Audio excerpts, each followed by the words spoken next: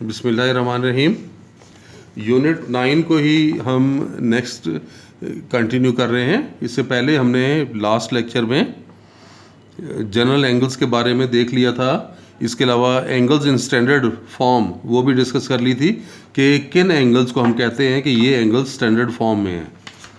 और वो बताया था कि अगर उसकी initial side positive x axis से स्टार्ट होगी तो वो स्टैंडर्ड फॉर्म का एंगल कहलाता है।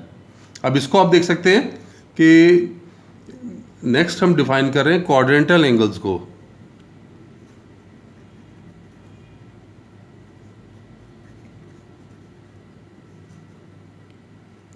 नाम से जाहिर है, बहुत इजीली आप इसे बता सकेंगे कि ऐसे एंगल्स जिनकी टर्मिनल साइड एक्सिस के ऊपर आ जाए, या तो एक्स एक्सिस पे आ रही हो या फिर वाई एक्सिस पर आ रही हो, तो ऐसे एंगल्स को हम क्वाड्रेंटल एंगल्स का नाम देते हैं। तो इसको डिफाइन कर लेते हैं। इफ द टर्मिनल साइड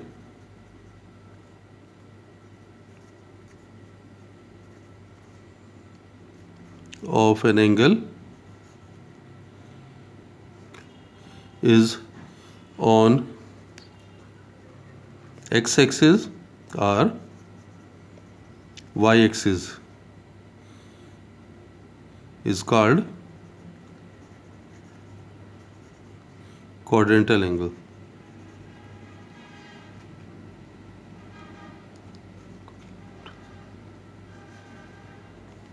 आप इसको यहाँ पे देख सकते हैं, मिसाल तौर पे ये देखें, अगर ये एंगल यहाँ से स्टार्ट हो गया और यहाँ पे फॉल कर गया तो ये क्वाड्रेंटल एंगल बन रहा है हमारे पास। इसी तरह से यहाँ देखें, स्टार्ट इसने लिया यहाँ से और ये फॉल कर गया यहाँ पर, तो ये देखें कितना 180 का एंगल। कैसे? क्योंकि यहाँ देखें ये वाई एक्सिस के ऊपर फॉल कर रहा था ना, यहाँ पर ये एंगल स्टार्ट होके कहाँ फॉल कर रहा है? On negative x axis. इस तरह आप अगर थर्ड क्वाड्रेंट की तरफ देखें तो अगर वो थर्ड क्वाड्रेंट में आ रहा है वो कैसे होगा? ये नेगेटिव वाई एक्सिस के ऊपर ये स्टार्ट यहाँ से हुआ और ये नेगेटिव वाई एक्सिस पे फॉल कर गया, तो ये कितना एंगल है? 90 + 90 + 90 दैट इज़ 270। तो ये सारे क्वाड्रेंटल एंगल्स हैं। और एक और केस भी है कि अगर वो वापस जहाँ से चला था वापस वहीं पे पहुँच गया, ये देखें यहाँ से चला और वापस इधर ही आ गया, तो ये तो पूरा सर्कल कंप्लीट हो गया। तो अब ये 360 का एंगल।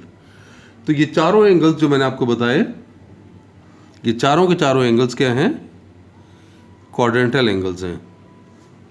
यानी 90 degree, 180 degree, 270 and 360 degree are quadrantal angles.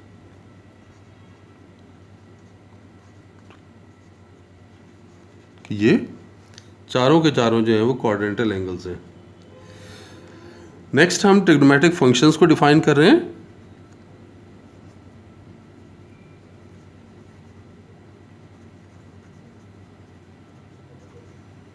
यहाँ देखेंगे कि ट्रिग्नोमेट्रिक फंक्शंस क्या होते हैं। बहुत इजी है, इंशाल्लाह आपको कोई प्रॉब्लम नहीं होगी। देखें, अगर हम एक राइट ट्रायंगल कंसिडर करते हैं, ये हमने एक राइट ट्रायंगल कंसिडर की, इस एंगल को हमने थीटा का नाम दे दिया। उसके बाद इनके जो वर्टिसेस हैं उनके नाम रख लिए। इसको हमने ए कह दिया, इस वर्टेक्स को बी कह दिया, और जहाँ 90 का एंगल बन रहा था उसको हमने सी का नाम दे दिया। ये तीन साइड्स हैं, ए बी, ए सी और बी सी।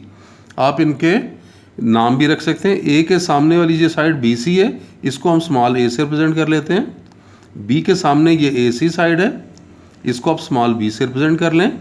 सी के सामने बनने वाली साइड ए बी है, सी के इसे स्मॉल सी से रिप्रेजेंट कर लें। तो यहाँ पर हम आसानी के साथ रेशोज़ डिफाइन कर सकते हैं। यानी हमने यहाँ पर मेजर एंगल ए जो लिया हुआ है वो कितना लिया हुआ है, थीटा एंगल। और थीटा एंगल के ज़रिए अब मैं राइट ट्रायंगल के जब हमने लिया है तो उसके अंदर मैं आपको 3 बातें मज़ीद इसकी पहचान बता देता हूँ। और वो इन साइड्स के नाम, एक को हम हाइपोटेन्यूज का नाम देंगे, एक को हम परपेंडिकुलर का नाम देंगे,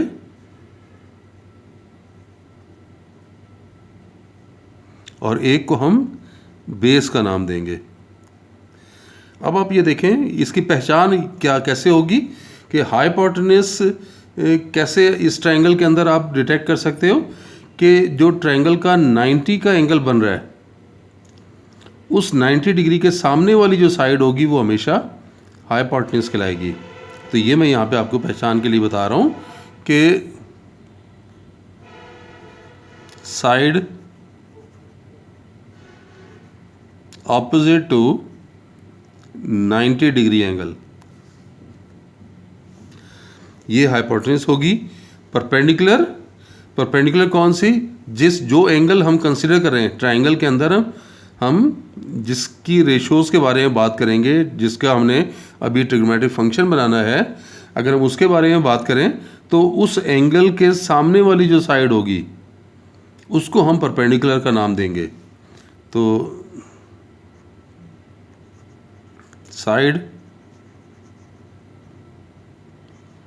ऑपोजिट टू थीटा, यानी थीटा डिग्री का जो एंगल हमने बनाया उसके ऑपोजिट वाली साइड को हमने नाम दे दिया कि ये परपेंडिकुलर है। और जो थर्ड साइड बचेगी, the third side is base.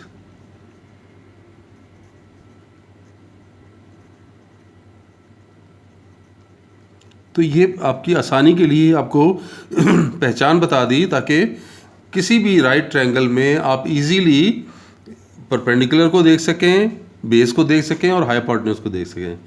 क्योंकि अभी हम रेशोज़ की बात करेंगे तो रेशोज़ के ज़रिए ही ये फंक्शंस डिफाइन होंगे, ट्रिग्नोमेट्रिक फंक्शंस। देखें इसकी 6 पॉसिबल रेशोज़ क्या क्या बन सकती हैं हमारे पास। देखें 6 पॉसिबल रेशोज़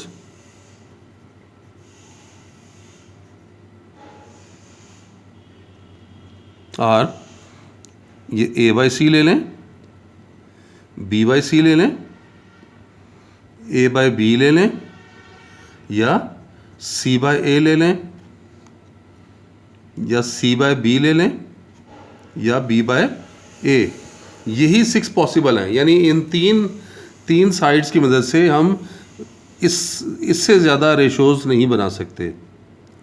और ये रेशोज़ आप देखें कि इनके जो आंसर्स हैं वो हम कहेंगे कि ये जो है ट्रिग्नोमेट्रिक रेशोज़ हैं। और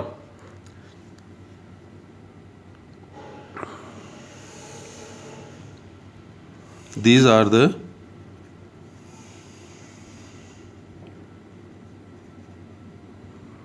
trigonometric ratios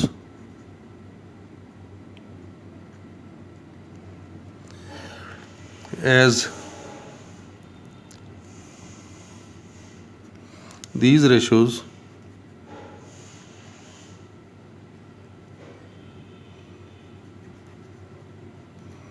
depends only on theta.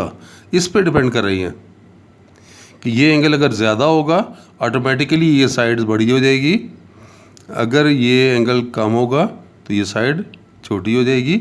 उसी तरह से बेस और इसका भी केस सिर्फ थीटा पे डिपेंड कर रही हैं। As these ratios depend only on theta, so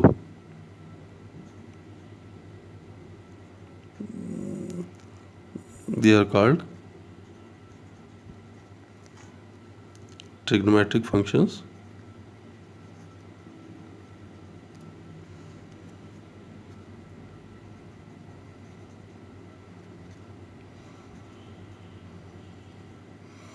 trigonometric functions किसके हैं? ये ऑफ थीटा।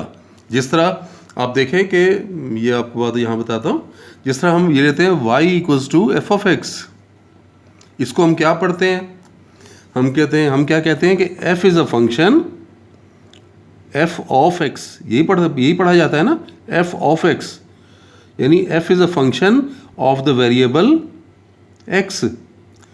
तो इसी तरह यहाँ पे हम करेंगे ट्रिग्नोमेट्रिक फंक्शंस ऑफ थीटा के, ट्रिग्नोमेट्रिक फंक्शन किसका है, थीटा का, और इनके हमने नाम रख लेने हैं, ये जो रेशियोज़ हैं इनके हम नाम रख लेते हैं।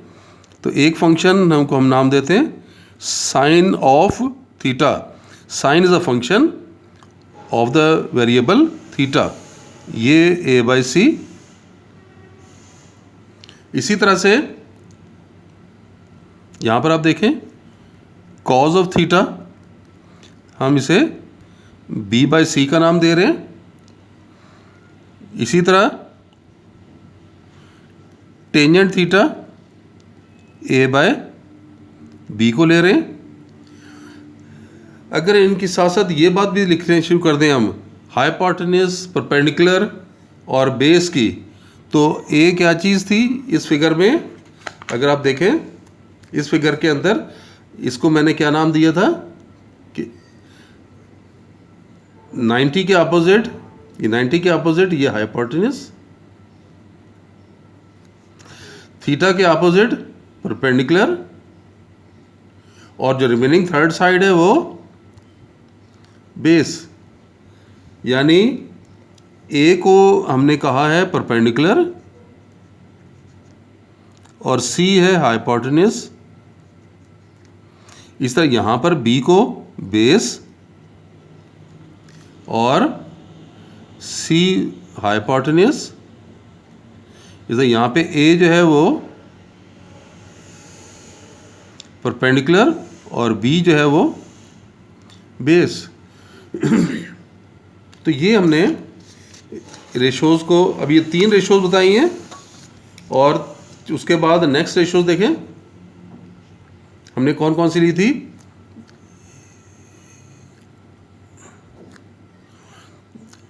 कोसेकेंट थीटा हम कहेंगे, ये जो c/a है, 4th रेशो थी, यानी हाइपोटेन्यूज ऊपर आ गया और परपेंडिकुलर डिनोमिनेटर में। इसी तरह सीकेंट थीटा में हाइपोटेन्यूज ऊपर और बेस नीचे। इसमें देखें ये हाइपोटेन्यूज और नीचे आ रहा है बेस, और थर्ड वन जो है वो कोटेंजेंट यानी कॉट ऑफ थीटा, उसमें बेस ऊपर आ जाएगा और परपेंडिकुलर नीचे आ जाएगा।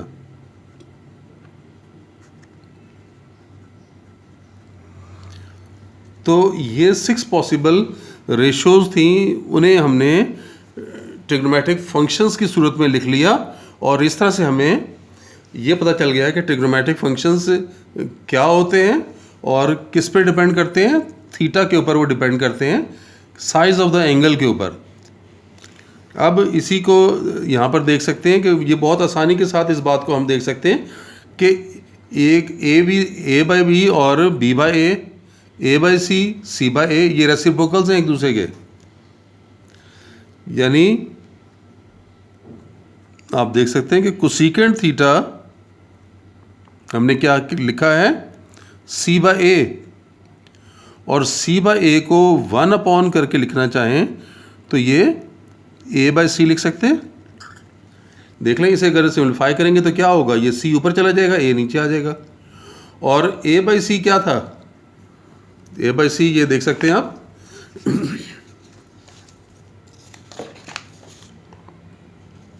ये देख लें, a/c हमने क्या लिया हुआ था, साइन थीटा, यानी